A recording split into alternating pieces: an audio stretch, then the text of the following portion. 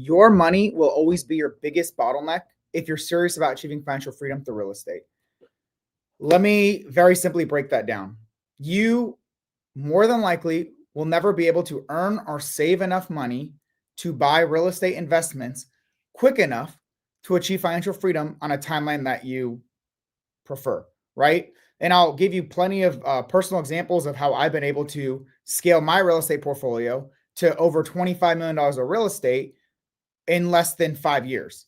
The key thing there is it cost me around $6 million to buy that real estate, right? It cost me $6 million entry cost to acquire it, renovate it, furnish it, reserves for the properties so that I could own this $25 million portfolio that generates tons of cash flow for me.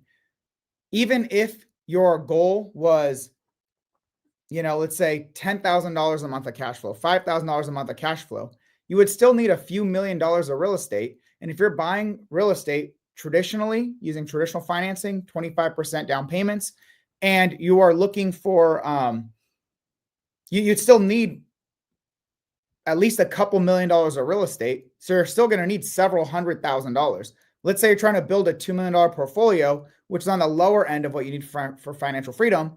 25% of that just to acquire it is $500,000.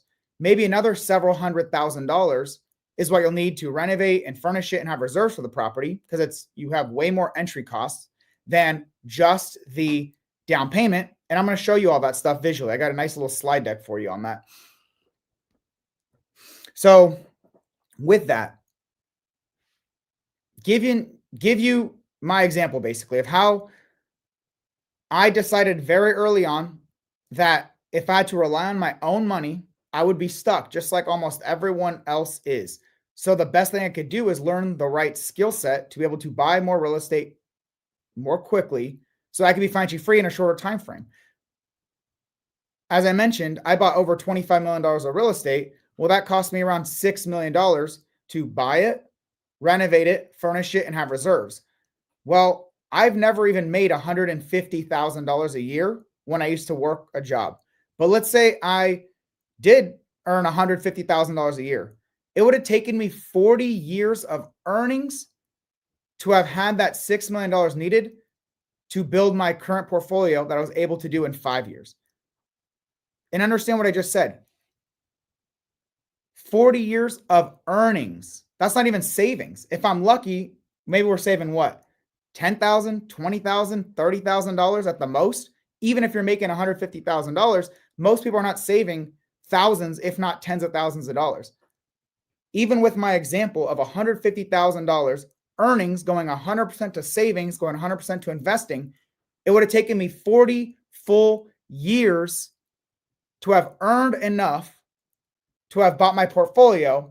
And that's obviously way exaggerated because it would have taken way longer because I would have saved way less than the full amount that I was making. And I never even made that much. So when I was active duty in the military and I was making significantly less than that, I knew that I was not going to be able to save my way to financial freedom.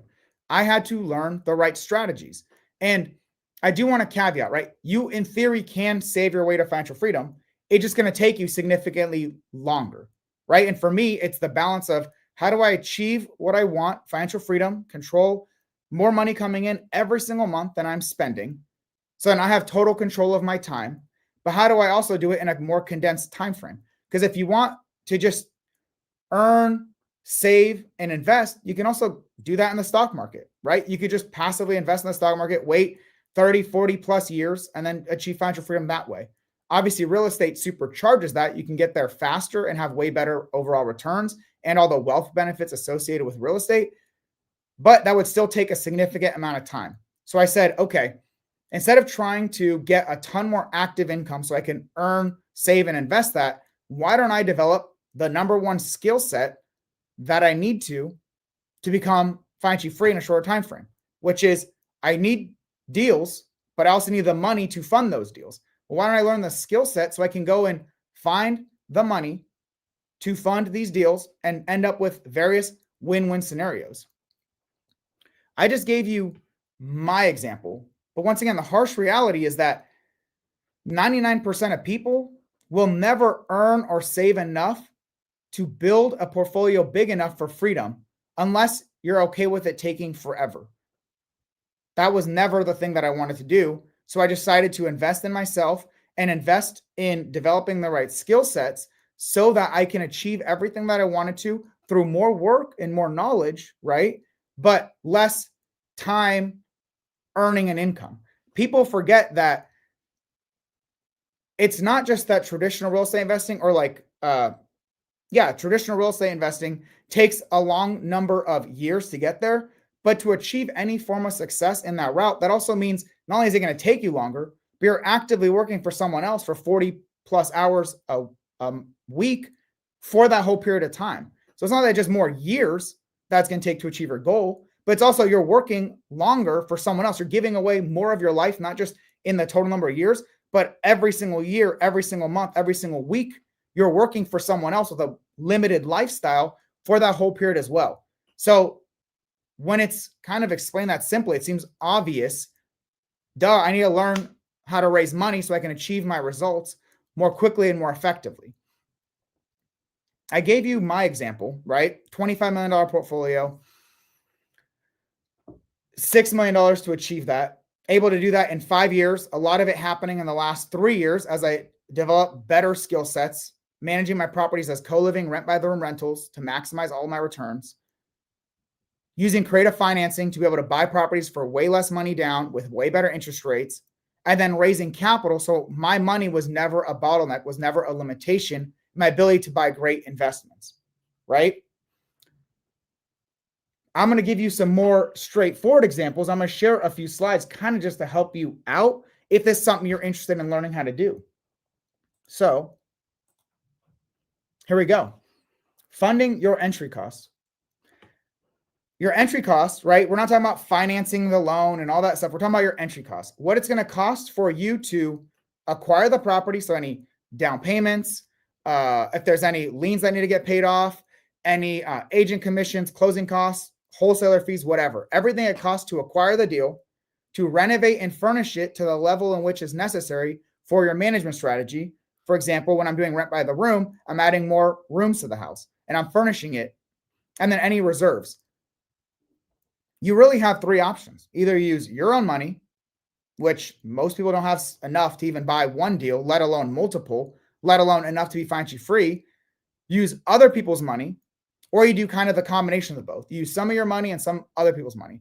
This is a more advanced strategy, and you have to understand the way this works when it comes to your deal analysis. This is stuff that I teach super investors. So as a plug real fast, if you are making if you have over $50,000 of savings right now, probably the worst thing that you can do is use all that money to go buy one deal.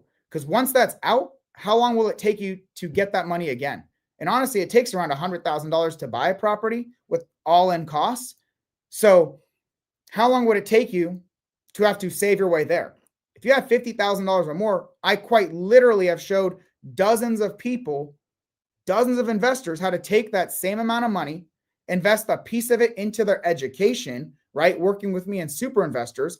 But the end result, instead of maybe having one property and maybe not buying the best type of deal that you could have, they have the right education and knowledge now to go use that same money to go buy 2, 3, 4, 5 investment properties instead that are way better investment properties. And now at that point, they've got 5 properties under their belt that are all really great, generating them solid cash flow, and they've raised money for those deals. Now it's easier and easier at that point to raise more and more and more money for every future deal. The hardest way to raise money is having no experience, no money of your own. Like, the more experience and money you have, the easier the journey is. At a certain point, your own money no longer matters. I raise 100% of my funds for all of my deals. So my own money is irrelevant because my experience and my reputation is so strong that I can raise money, 100% of it, without having to put any of my own money. If you have $50,000 or more dollars, you can waste that on one potentially terrible deal, or get educated and turn that into multiple deals, build your credibility to raise more capital. And you also have the step-by-step playbook on how to raise capital for every single future deal that you buy. The the difference in return on investment is not even comparable. Buying one terrible deal potentially, if you could afford it, to being able to have all the right knowledge, skills, and everything you need, buy multiple properties, build your credibility of ownership and capital raising, and do this as many freaking times as you want, it's not even comparable. So that's why I tell people, if you have $50,000 or more ready to go and you are committed and willing to take action and you're coachable, I can help you achieve your financial freedom freaking instantly, right? Like if you have 50K, that's great. Can help you get into at least a deal. You have 100, 200 or more $1,000, like some people I've worked with, we can turn that into basically, instead of maybe buying one or two deals, that could be enough to build your entire freaking portfolio in the next year or two and be fully financially free. If someone tells you that there are no advantages no advantages in real estate investing, that's just not true. If you have experience and you have money, that makes it way easier to do real estate. Money is really the biggest cheat code in all of investing in general, let alone real estate investing. Where people go really wrong is they use their own money inappropriately. They use it for buying a single property and playing catch up for the next 5+ years to be able to buy the next one when they could have used that way better, right? So let me show you some examples, just to kind of paint the picture home, because I'm a spreadsheet kind of guy. So this chart right here, this chart very clearly, let me give 1 second.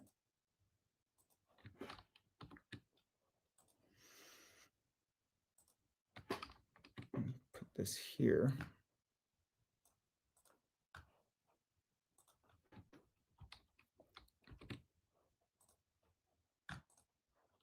All right.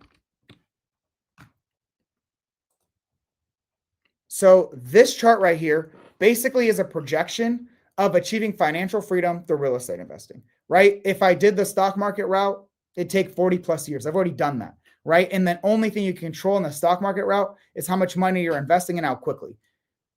The only thing you could do there is make more money and spend less, and that's the only way you could accelerate your journey. The reason why I love real estate is because you can leverage strategies to achieve your goals way faster than you ever could passively investing into the total US stock market, because you have a lot more control of what you buy, how you manage it, how you structure it, when you sell it, everything. So real estate is inherently a massive cheat code, but there's ways that you can do real estate to make it even better for you so you can achieve your end results quicker. And those are the strategies over the savings.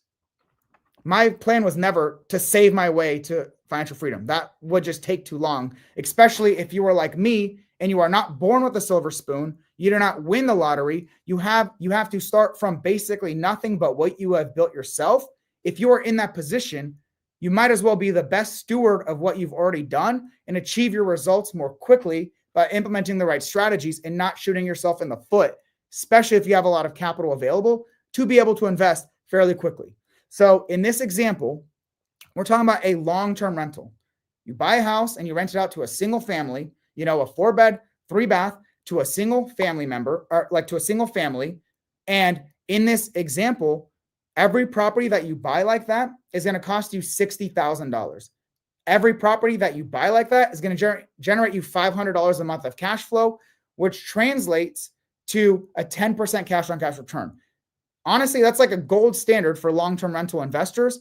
However, most people cannot find that currently because prices have gone up so much and interest rates have gone up so much. However, I'm using this as an exaggerated example to show you, even in this scenario, it would still take you a pretty extensive period of time if you're only buying real estate using your own money. In this instance, I'm saying that every single year you are saving $30,000. Most people cannot save $30,000 in a year, nor are you in the starting place, like I say here, that you start with $60,000, right? I'm already giving you a competitive advantage in this scenario by saying you start with $60,000. Every year you're saving $30,000 and you're getting a fairly high cash on cash return. Just to paint the picture home, how the advanced strategies blow this out of the water comparatively, but I wanted to give a fairly decent timeline for you. In this example, you buy your very first property and it generates you that $6,000 of cash flow, or the 10% cash on cash return. You have the 60K, now it's down to zero. Well, year two, by the end of year two, you're generating another $30,000 of savings, and you have your $6,000 of cash flow being added in here. So you have $36,000. You cannot buy another property because you don't have 60,000 yet. Well, year three, between the 36,000 from year two plus the new 30,000 and your new $6,000 of cash flow, a lot of numbers, right? After using $60,000 to buy your next property, you have $12,000 left, but now you have two properties generating you $12,000 a month of cash flow, or $12,000 a year of cash flow. Well, year four, once again, you still don't have enough because you have $54,000 to buy your next property. Year five, you had another $30,000 plus this $12,000. After using $60,000 to buy a property, you have $18,000 a yearly cash flow and $36,000 reserves. We continue going down this path every year that you're able to do it. At a certain point, you'll see you're generating so much cash flow per year, in addition to your own savings, that now instead of having to wait a year in between, you're able to buy every year. Till year 15, you get to the point where you can start buying two. In this instance, if you are buying as many properties as you possibly can with all of your savings, right, from your job, $30,000 a year, which is crazy for most people, like they cannot do that, and you're saving all of your real estate cash flow and getting way higher returns than most people can in long-term rentals right now, what you're doing here is in 16 years, you have 18 properties generating you around $108,000 of cash flow. What is that monthly? I don't know. That is 108 divided by 12. That is $9,000 a month of cash flow, tax-free, right? The goal here was just to get you to $100,000 a year of cash flow a year, because at that point, you're already in the top 20% of income, but you're getting this passively, right? With very few hours of work a week, not having to go show up to a job or whatever. So it's already at a massive advantage. And you don't have to pay taxes on this stuff if you are using the right financial people, the right bookkeepers and CPAs. But that's where we get to $100,000, putting you in the top 20% of income earners, and you're doing it tax-free, and you're doing it for 2 to 4 hours a week of actual work.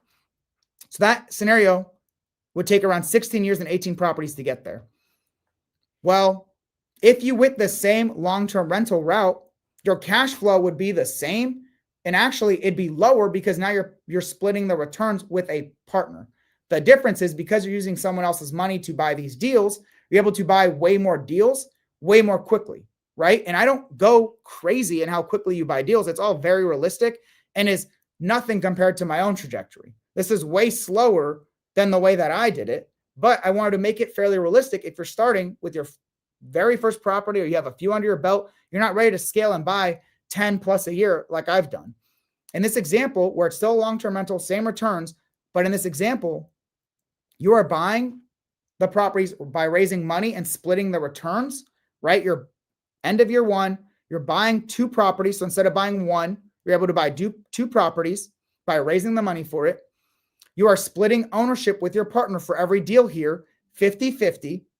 So every single deal that you're buying here is a 50-50 split. They bring 100% of the money. You guys split all the returns, all the cash flow, 50-50. So instead of $500 per property, you're getting $250. Well, no surprise here, the annual cash flow year one is the same as year one here because you're buying two properties and getting 50% of ownership in each. Where in this example, you're buying one property and getting 100% of ownership. The difference is that in this instance, you spent $60,000 to get there. In this instance, you raised $120,000 to get there. Does that seem like a lot? Potentially. I've raised millions of dollars. Plenty of people that I've helped even on their first deal have raised hundreds of thousands of dollars, and understand that everything just gets easier over time. So it's harder the first time. It's a little bit easier the next time, a little easier until it's almost super freaking easy because you have all this momentum, experience, knowledge, all of this good stuff working in your favor. Well, you're not going to be surprised to find out you're going to need more properties to achieve financial freedom if you're using other people's money because you're splitting returns. However, you can get there way more quickly. And let's go through this visually. So in this instance, instead of buying one property when your money allows for it, you're able to buy two properties when your bandwidth, when your operations can handle it, right? Because it's not enough to find great deals and to raise money to buy those deals. You have to successfully then close on it, renovate it, furnish it, rent it out before you're making any money. That's the case for anything, but that's your biggest limitation once you have the skill set of raising money. How many properties can you safely bring in, renovate, furnish, and rent out so you're making money? How effectively can you do that? That's why we don't just buy 20 plus properties year one, because even if your capital raising skills are great, because there's no point of buying properties if you cannot operate them successfully. Because if you can't, you'll be like a lot of other poor operators who then end up losing everything. Because if you're not generating the cash flow, or you're taking way longer than you're expecting to, you're no longer going to be able to pay your mortgage, which means you're no longer going to continue generating cash flow because you no longer own the house. You're no longer going to get any wealth benefits because you no longer own the property, right? So the operations is your biggest bottleneck, which is a great thing because you can hire for operations in so many different ways. I actually specifically teach super investors how and who I hired every step of my journey and what I recommend they do to accelerate their journey. This is why it's more advanced. We're talking about now hiring people and all that. But if you know this information, it makes your journey way freaking quicker and better because of all my lessons learned. So in this instance, you buy one every 6 months, 2 properties a year, one every 6 months. Same cash flow year one because it's 50% ownership of 2 properties instead of 100% ownership on 1 property. Difference, your 30,000 or your 60,000 you start with still sits there. So you still have 60,000 where you had to deploy it in the first instance. Year 2, you do the same thing. You buy 1 property every 6 months, 50-50 ownership. Now you have 4 properties and $12,000 a year of cash flow versus year 2 here where it's only 6,000. On top of that, now you have $96,000 sitting in your bank to do whatever the heck you want with it. Lend, invest. It doesn't really matter what you do with it. You have this $96,000 that you wouldn't have had if you were using your own money. Well, year 3, you get more confident. Your operations grow. Instead of buying only 2 properties a year, you're buying 4 properties a year, 1 every 3 months. That is very manageable, very easy if you are putting the appropriate time and effort to make sure everything is successful. And you're hiring the right team members to make sure that's successful as well. And by year 3 as well, not only can you buy more properties because you've got better skills, because you're finding better properties and you have more experience as an operator, you have to give up less to your capital partners to still get the capital raise for the deals because you are now a higher value operator. If you are providing higher value because you're safer and less risky to a capital partner, typically the exchange for that is they get less returns. There's a kind of a little teeter-totter of risk to reward. Typically when there's less risk, there's less reward. But a lot of people would prefer less risk and less reward because a lot of people advertise very high rewards, but those people are super risky and they end up losing everything, right? So people understand the balance of risk to reward. A lot of investors who have spent, a lot of capital partners who have spent years, if not decades, saving the money, they would rather get slightly lower returns, but ensure that their initial investment is protected and the returns are more than likely to be on target, as opposed to a lot of people who try to raise money by having these really exaggerated or inaccurate or false, like blatantly false return projections, which don't even make actual sense for the deal. So that's why over time, as you become more knowledgeable, more experienced, people understand who you are and you're building a reputation and your credibility, you're able to offer less ownership to your partners and still get deals done. This is how I can raise money and from my capital partners 20 to 50% instead of always going 50-50 or giving them the majority like some people have to do, right? Because I'm a lower risk investment to partner with me than someone who's newer or with less experience.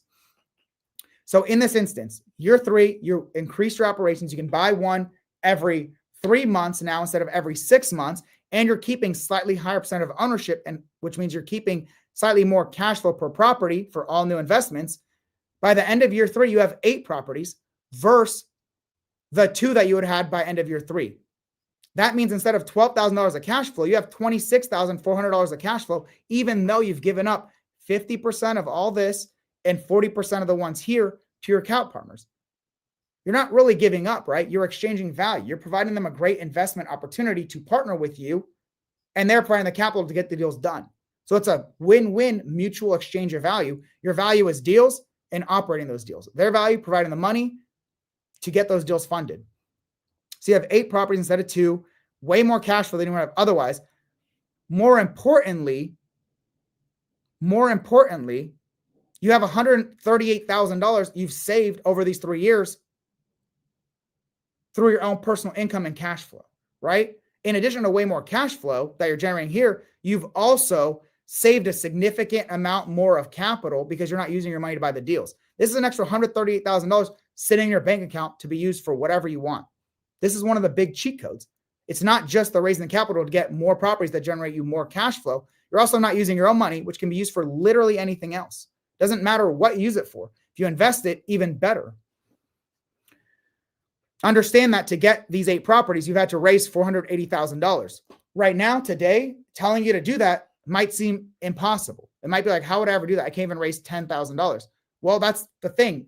By this point, you've built your skill set. You've already started with some money. You can actually get this done way faster with way less money because you're combining it with your own. But it might seem like a huge number now, but in a week, I just personally raised over $700,000 to go buy 5 more investments in a short period of time, which will be getting done within like a quarter. We'll get all those investments operational and successful for our partners. In the last 8 months, I've already raised millions of dollars, right? So saying $480,000 in 3 years is not that crazy, right? Although it might start slower initially, and it might take you even longer to get your first deal using money, raising money entirely from other people. Understand that it gets faster and faster and easier over time. That's one of the best compounding benefits of real estate investing. Year 4, you're still buying 4 properties, still 60%. Now you have 12 properties generating you $40,000, almost $41,000 of annual cash flow versus $12,000. You've got $194,000 you have not had to touch that's sitting in your reserves from your cash flow and your $30,000 a year from your job, extra savings.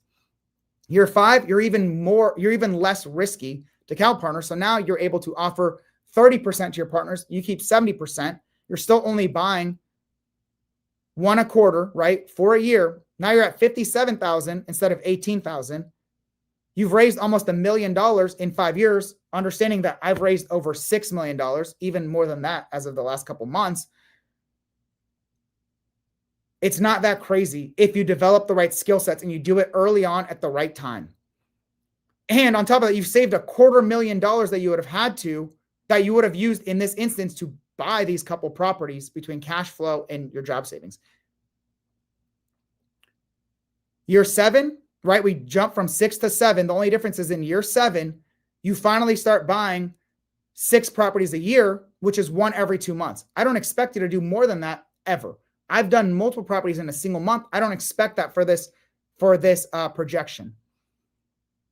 In this instance, by year 7, by the end of that, you've got 28 properties generating you $108,000 instead of 18 properties generating you $108,000. The biggest difference here is it took you 6 years instead of 18. And by the time 6 years was done, you have almost $500,000 that you would have had to have used to build this portfolio, but you didn't have to because you raised all the money instead. Or not to build this portfolio. It took you $1.68 million to build this portfolio in 7 years, but there's $465,000 that you were saving from your job and your cash flow that you could have done anything else with, which could have even further accelerated this journey to be way faster, because that's a thing that I sometimes do. Sometimes I will leverage my own reserves for investing. The clear thing to understand is using other people's money, you're going to have to give up some ownership or give some of your cash flow to your partners. The main massive benefit is your money is no longer your own bottleneck. You can get everything done much more quickly. Your only real bottleneck is your operations. And here I'm saying 1 every 2 months at the highest end that you build to. In 7 years, can you build the skill sets to do 1 every 2 months? Well, you freaking better be able to, because I did. I did starting less than 5 years ago to now buying multiple properties a month. You can definitely do 1 every 2 months by 7 years in your journey, where I've done all this in less than 5. I say what I did, not because you need to do what I did, but so you understand what is an example of what is possible for you, especially if you are like me, where you start off with freaking nothing and didn't have a huge salary either, being in the military, right? Even if you weren't in the military, most people are not making a huge salary, so they cannot save their way to achieve their results fast enough. Understand, using other people's money got you to your end goal way freaking faster, kept this $500,000 that you could basically use for whatever you want. And at this point, you can continue doing your thing. Even though I achieved financial freedom through real estate a while ago, I still continue to buy real estate, because why wouldn't I? I've got all the skills. I've got all the knowledge. I'm getting phenomenal deals, phenomenal properties. I have all the money I need to be able to buy as many as I want. I've developed the team to scale effectively. Like, why would you stop if you have that skill set? But if you choose to and you want to move on with your life and not worry about buying more real estate, great. You have the freedom to do so, because managing this will take you 2 to 4 hours a week, maybe 10 hours a month. And at the time it's all said and done, what tends to take a lot more of your time with real estate investing over the long term is buying more assets, renovating more assets, onboarding new properties. Once it's stabilized, it does not take a lot of time. The extra time for real estate is primarily when you're acquiring more deals, right? Finding, analyzing, raising money, doing all your due diligence, closing, renovating, furnishing, setting up your listings, getting all your new tenants, and then stabilizing your management. Once a manager and your financial team is in place, the majority of it is you just checking in, making sure things look good. That's all you have to do once your assets are stabilized. Well, the biggest cheat code now, capital raising, it'd be a disservice if I didn't talk about co-living, the rent by the room strategy, as opposed to just a long-term rental, because I am primarily a co-living investor, because I get substantially higher cash flow and higher cash on cash return for my investments. The higher my cash on cash return means every dollar that we're investing is getting us a higher return back, right? Our money is working harder for us if our cash on cash return is higher. Even if it's my partner's capital, that means we all benefit from everyone getting higher returns, getting our goals faster. In this instance, when you're getting a higher return per property, understand that instead of $60,000 to buy a property, it's going to take you $100,000, because you're going to have to renovate, furnish, and have extra reserves for the property, roughly $40,000 more, because the majority of costs for real estate is just the acquisition, the buying of it. Renovating and furnishing it is not usually the majority of the cost, even for the rent by the room strategy, if you do it the way that I teach people to do it. So in this instance, you're still going on the same timelines, the number of deals that you're buying, right? The same ownership percentage. The only difference is you're putting in more money to buy a deal, right? So instead of 60,000, it's 100,000, and you're getting a 15% cash on cash return instead of a 10% for long-term rentals. What that translates to is, because it costs you more, but it costs you more and you're getting higher cash on cash return, your cash flow per property is $625, your portion of it. The $1,300 it would have taken, roughly, to get there. So same properties and all that, just your cash flow per deal is way higher, right? Your entry costs are higher. So instead of 120,000, you needed 200,000. Let's see if I can. You needed $200,000 instead of $120,000 to buy these 2 co-living rentals, but your reserves and all that other stuff is the same. The only thing that's going to build faster is the more cash flow you get, that's the more you get to save, and you get more cash flow so you can get to your end goal more quickly with less properties. So going through the same exact thing we talked about here, with the caveat that you're generating more cash flow per property and you need to raise slightly more money to buy each property, you end up at the end of 4 years, in the beginning buying one property every 6 months. By the time year 4 is done, you bought one property every 3 months. Very doable. You still have only gotten 60% of the ownership percentage, as opposed to 70% or higher, which you can get way faster, which is way more likely for you to get once you've got a couple of these properties under your belt. By the time you have 12 properties at the end of 4 years, you've needed $1.2 million to buy that. This is a pretty typical scenario. You're going to need roughly 12 properties. Portfolio is probably going to be worth somewhere around $5-6 million. Let's say $4 to $6 million. It's going to take you around $1.2 million to get that. Well, how can most people do that? Where are they going to get $1.2 million in the next 4 years? You can't. It's freaking your skill set is the important feature here. You need to have the skill set to raise money. Here's exactly why, with a chart that I created with very fair assumptions based off my experience and others, where you probably will never see something like this broken down, this detailed, this specific, then I can't imagine anywhere else that offers something like this. I share this with you guys because I genuinely care about your success to financial freedom through real estate. Whether we work together and I help you actually accomplish this through super investors, or you just take advantage of all the free stuff and all this value that I provide for free, I want you to be successful. This is one of the ways that I do it, showing you the difference and why it's so important to learn how to raise money and then manage them using co-living. You get to your goals way faster with way less money, especially way less of your own money. So the big difference, buying using other people's money instead of your own money allows you to get there way faster. It's going to take more properties, but you get there way faster. It's not even that many more properties. Yes, in this instance, 10 more properties, but you get it done in less than half the time. And you got to keep $500,000 of your money for yourself to do whatever you want with. Secondarily, if you make it even better through co-living, so you're getting higher returns per property, not only do higher returns make it easier to raise money, but that means you keep more cash flow. You're able to once again, even buying the same number of properties a year, once again, get there way faster, and this time way less properties. The combination of co-living and other people's money gets you there way faster than you ever could on your own, and way faster than you could using a long-term strategy.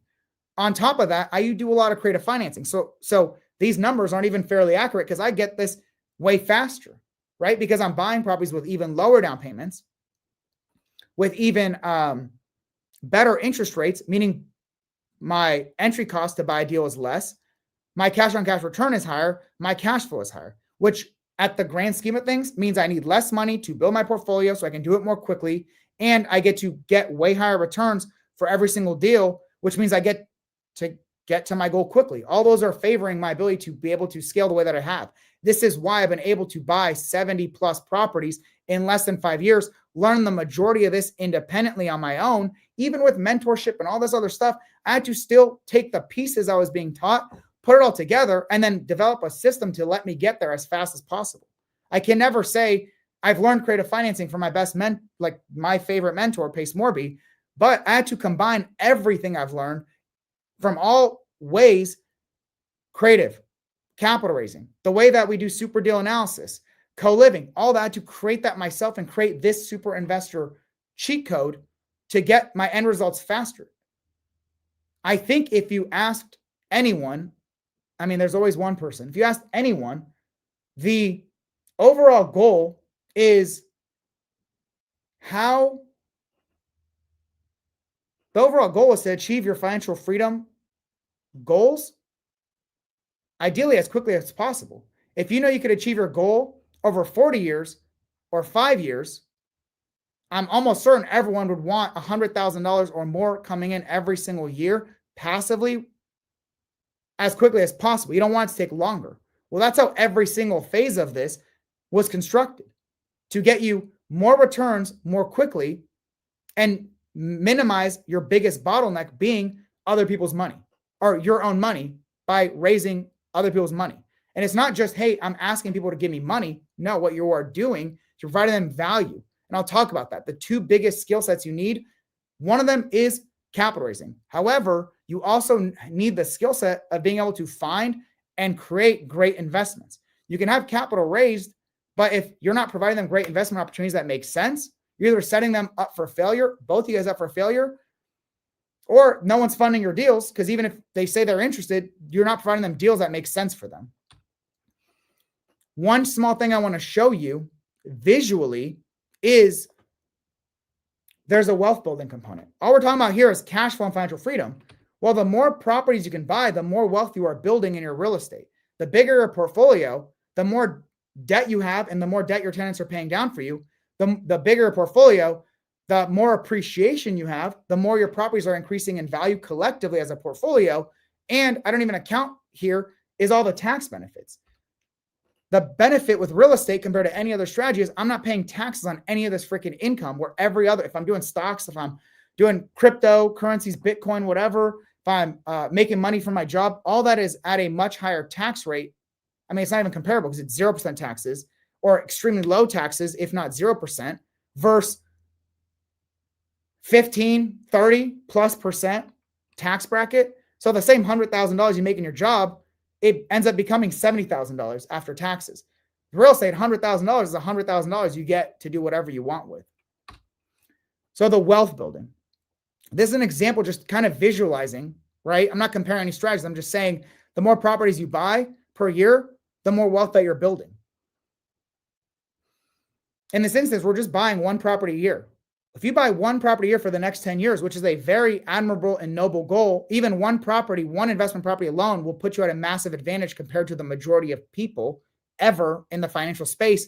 But buying one a year, which is not absurd for an actual real estate investor, that adds massive value to you. By the time 10 years is done, your portfolio is valued at almost $5 million with 10 properties. You've paid down $82,000 of debt this 1 year alone. You've appreciated your portfolio $192,000 in this year 10 alone. This 1 year, you've added $275,000 of equity, right? Added to your net worth. You are $275,000 richer in your net worth, more equity based on your property values going up and your debt payments going down in this 1 year alone. Well, your portfolio equity over this period is almost $1.5 million. When they talk about every single millionaire basically has real estate, this is what most of them are banking on. Debt paid on appreciation. Why, as a real estate investor who doesn't have as much money as probably already established multimillionaires, you need cash flow to be financially free. Well, if you didn't, you just focus on this benefit. If you're a great real estate investor the way that I teach and do it, you're getting all of this benefit, cash flow, living financially free, doing whatever you want with your life without having to exchange your time anymore. And you're building wealth with these great assets. This is even better if you're buying properties, leveraging creative financing, like without a doubt. If you're using other people's money, you're also able to buy more properties more quickly.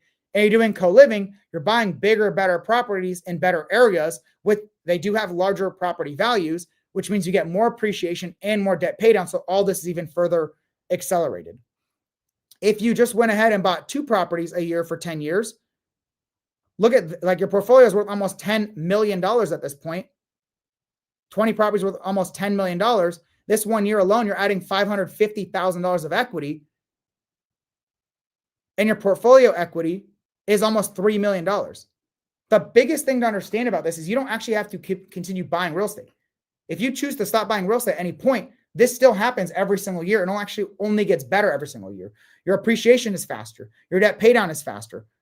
All of that is improved with time in real estate. I don't even visualize that because I'm a very conservative, I don't try to go too aggressive with my modeling and forecasting, the way I analyze data over time, because I want you to understand kind of the standard or slow scenario and how tremendous that already is. And then it only gets better with everything more advanced, or you do things more quickly or any of that. Because even if you never bought another property, right, you stop buying properties, you're going to get no less than $550,000 of equity out of the next year through appreciation and debt pay down. The next year, another $550,000. The next year, you see how freaking insane real estate investing is and how it compounds? This first year is $24,000. I mean, just look at this. And this is every freaking year you're adding this. This is real wealth through real estate. This is your financial freedom through real estate. This is real wealth through real estate. The idea is you're getting all these benefits, ideally using little to none of your own money, which means you're getting infinite returns. We're talking about a $21.5 million portfolio of 40 properties at the end of 10 years. You're adding almost $1,200,000 of equity per year, and you already have an equity of around $6.5 million. Like, that's literally insane. And I hope this visualization is really valuable for you. What I need you to do is I need you to conduct this simple exercise. Drop it in the comments, because I need you to really think through this based on your goals. Assuming every single property you want to buy is $100,000, how many properties could you buy today right now? Right? Not the property's worth $100,000. Costs you $100,000 to acquire it, renovate it, furnish it, and have reserves. That is $100,000. How many can you buy today with how much savings you have? If you have $200,000, you can buy 2. If you have $100,000, you can buy 1. If you have $50,000, you can't buy any right away, right? You need to write this down, drop it in the comments. How much real estate could you buy with how much savings you have, assuming every property generates you $100,000 a month?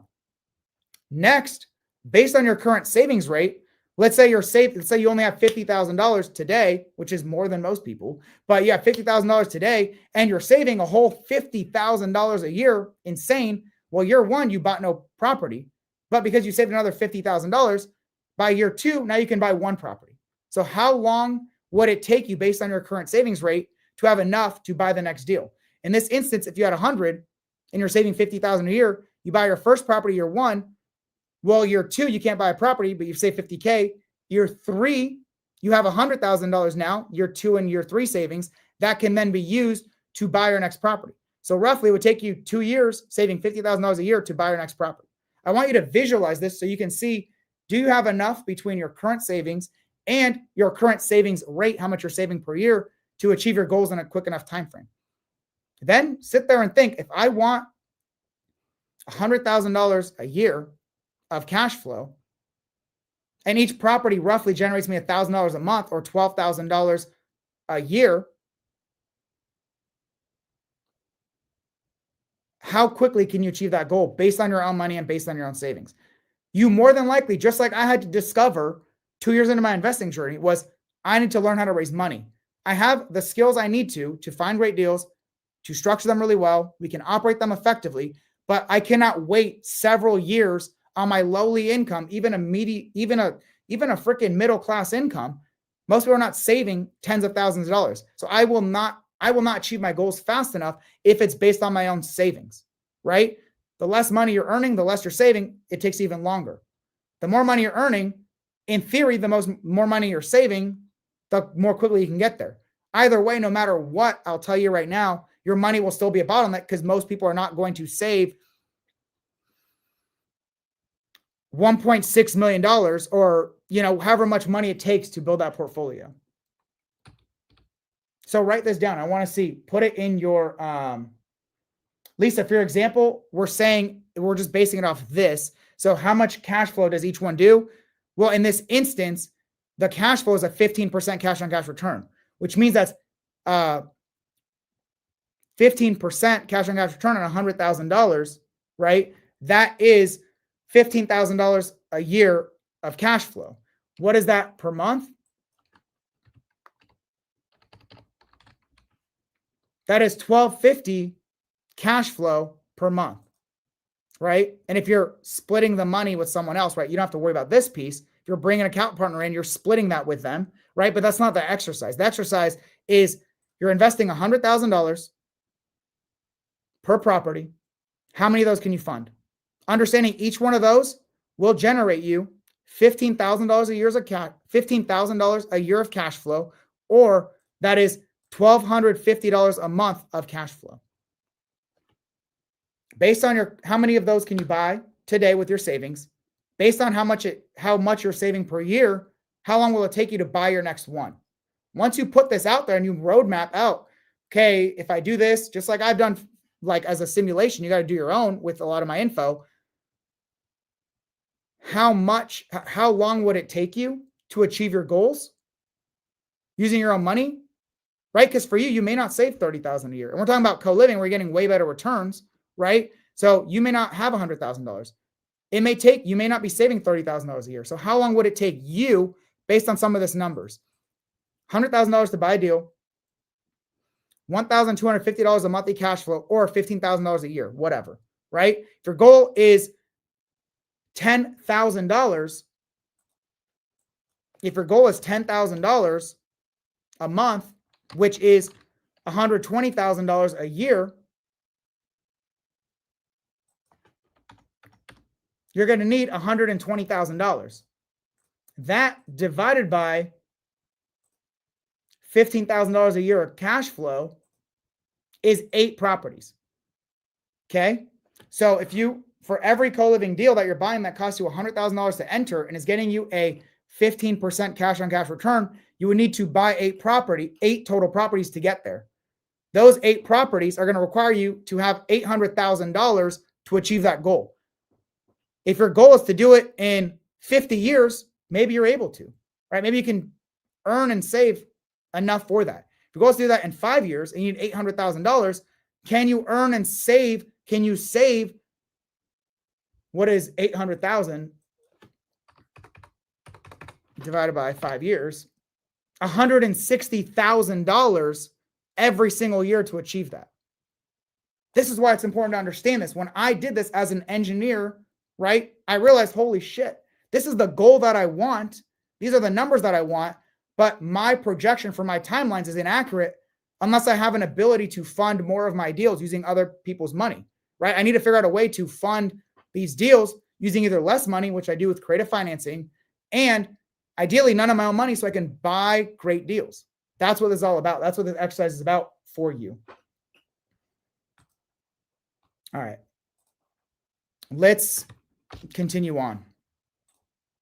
So hopefully that exercise was massive for you, because I don't think people even understand this component first and foremost, but I also don't think they really have sat and took time to think about their actual goal. The reason why I've been able to achieve success through real estate investing, in my opinion, in such a quick time frame is because I've been very methodical about it. I knew what my end goal was. I knew how much money I wanted to earn monthly with little to no time after I've set up my portfolio. You just spend time with the acquisition phase, the startup phase of your real estate business, but once they're stabilized, it's significantly less time. My existing portfolio takes virtually no time to manage. But I said, okay, if I want to achieve these goals, how many properties do I need to buy that generate this much cash flow?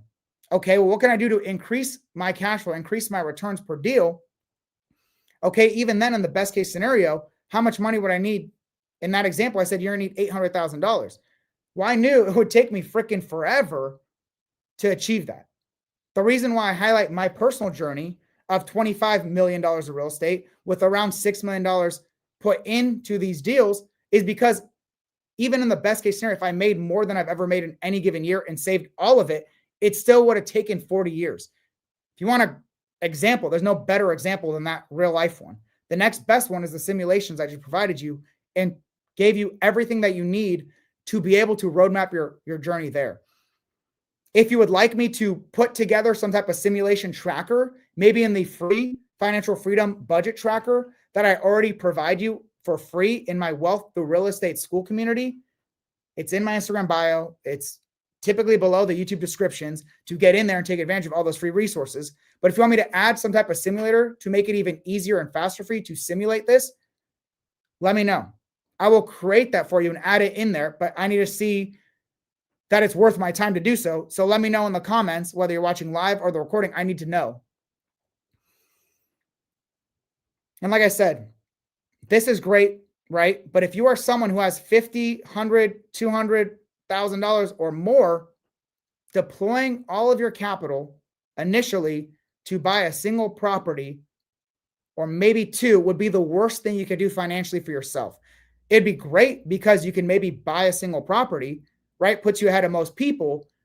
However, that same amount of money, that $100,000, instead of being one property, now you're stuck saving for the next several years before you can buy your next one. You could have invested in the right education and mentorship and community so that instead of that one deal generating you, let's say, 10% cash on cash returns, $500 a month of cash flow, whatever, you're able to generate way more returns on that deal, both from cash flow and because you're buying bigger, better properties through co-living and combine that with creative financing, you're getting better cash flow, getting to your goals faster with less properties. You're also building wealth faster, just the way I showed you the simulations. On top of that, instead of using that to buy one single property, you learn how to take that and be able to buy 2, 3, 4, 5, 6 properties, depending on how much money you have available, which gets you way more cash flow way more quickly. For some people, that's all that they need to be entirely financially free, right?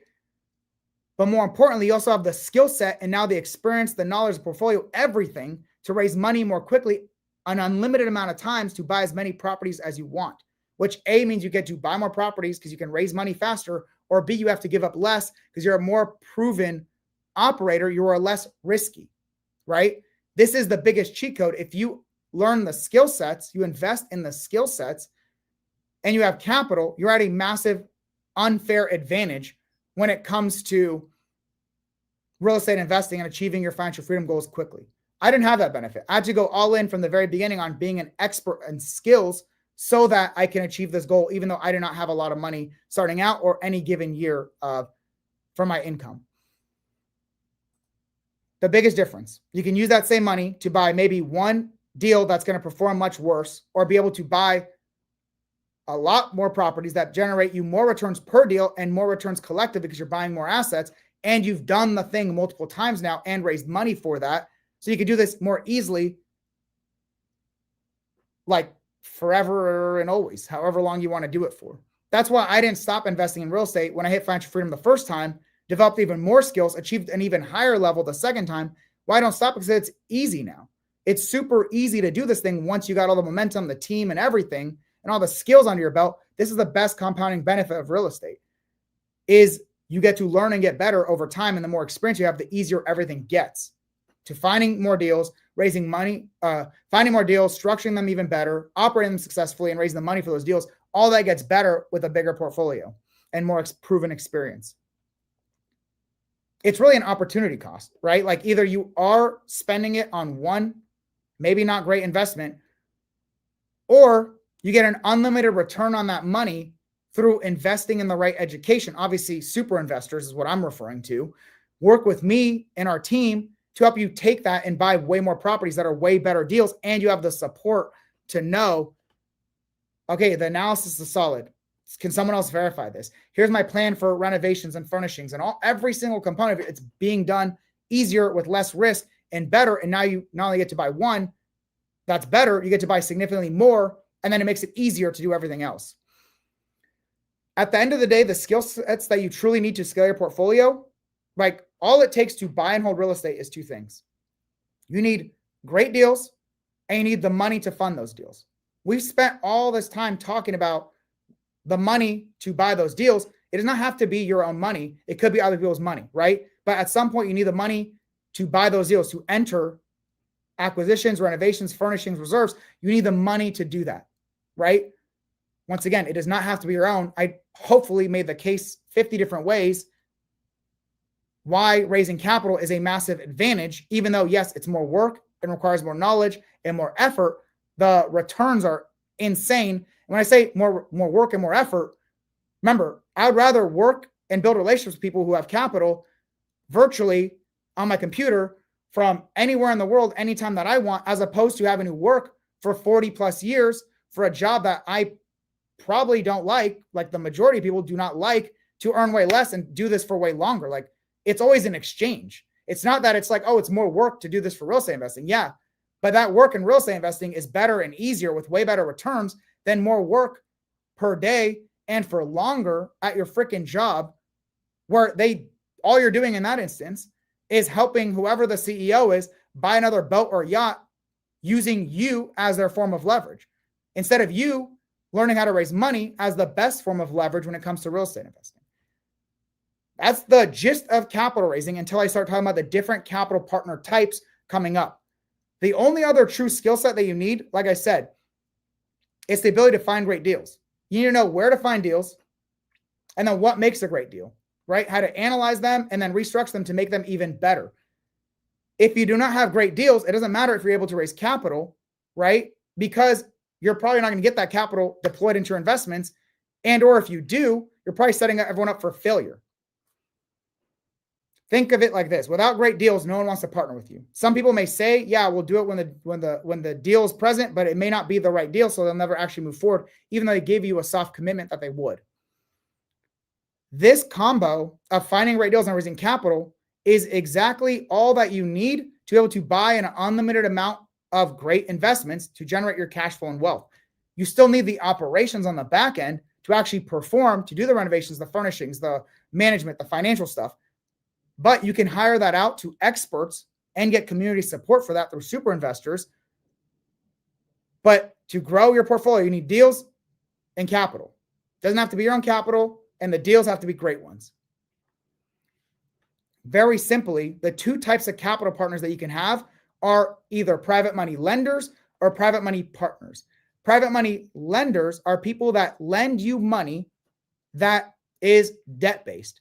They give you $100,000 and you're giving them a fixed interest rate return. So they're lending you $100,000 to buy this deal for a 12% interest rate return. You're giving them 12% return on their money per year, which translates to $12,000 in that example, or $1,000 a month, right?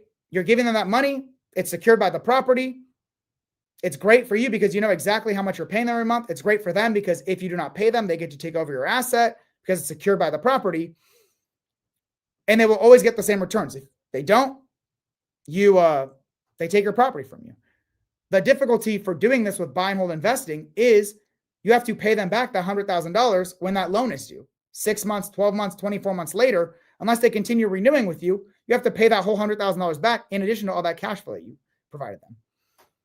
Those are private money partners where you are co-owning the properties together.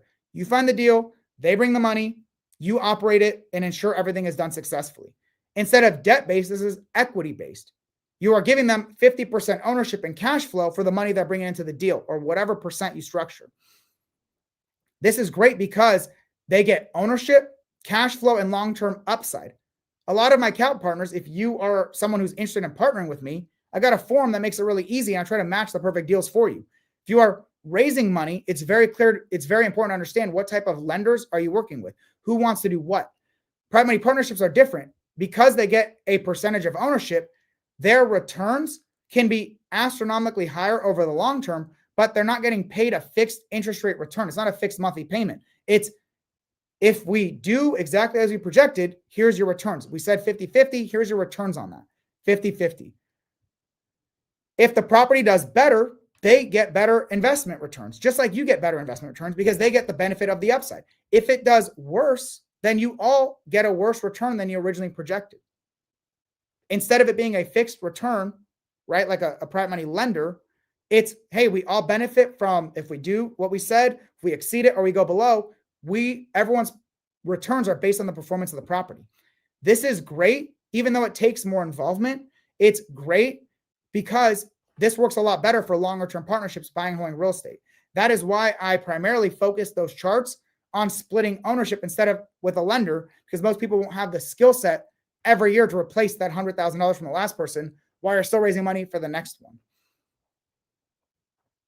At the end of the day, I will tell you, once you simulate how much money you will need to generate your real estate portfolio to be financially free, you will very quickly realize you do not have enough money. You will need, even if you saved every single dollar that you could, it would still take you too long. And if you want to achieve your goals in a reasonable time frame, you're going to need to develop the skill set of raising money.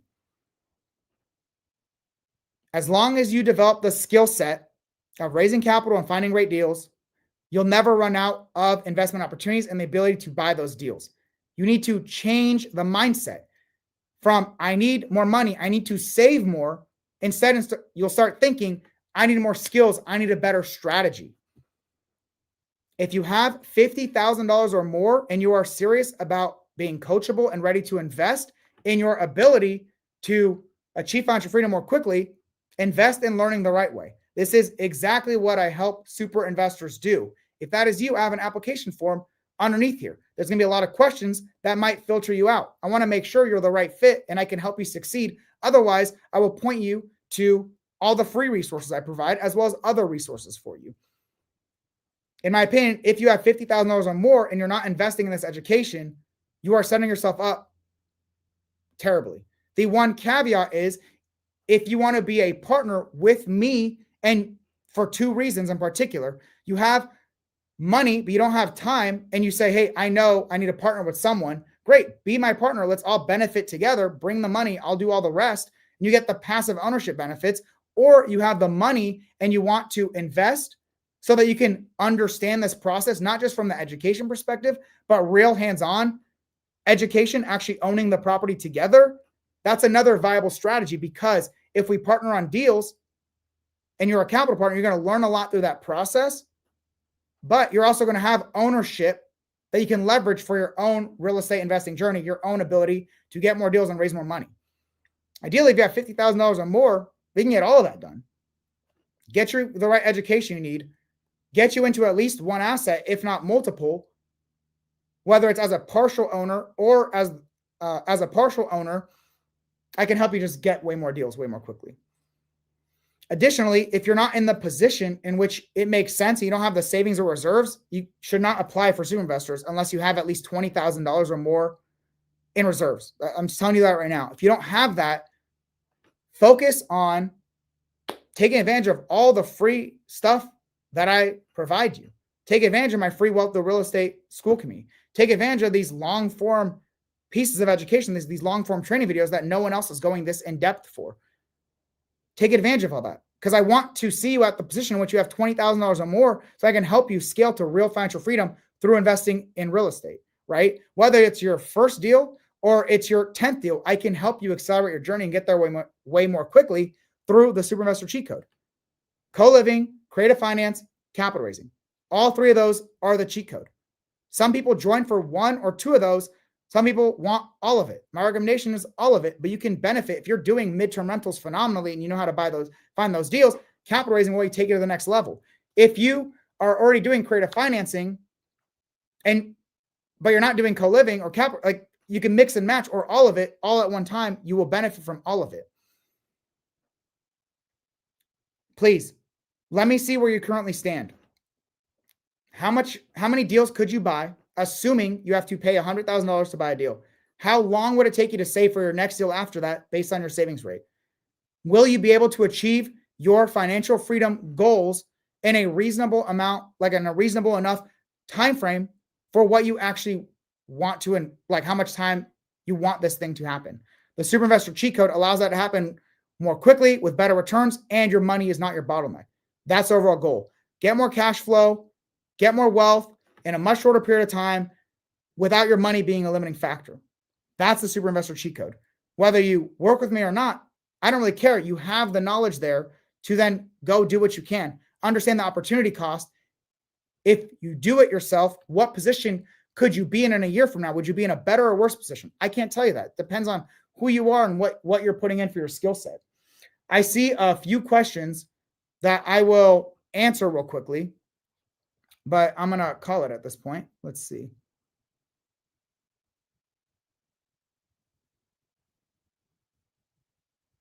All right, let's see.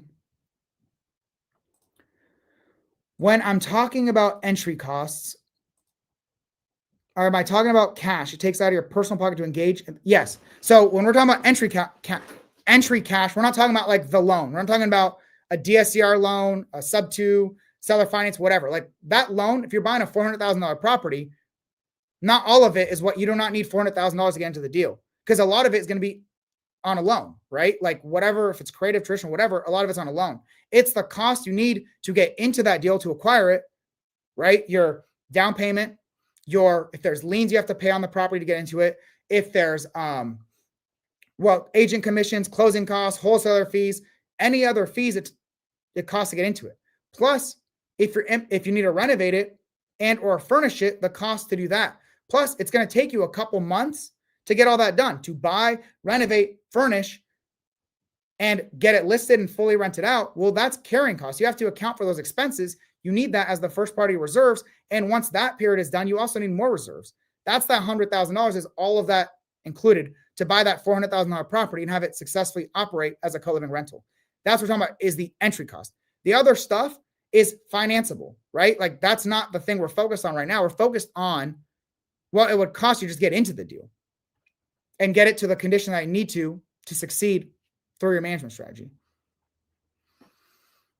Yep. So Lisa put it right here. 15K divided by 12. So you're getting $100,000 to buy a deal that generates you 15% cash on cash return. So that's $15,000 a year divided by 12 months is $1,250 a month, right? So you can figure out how many properties will you need to achieve your goals.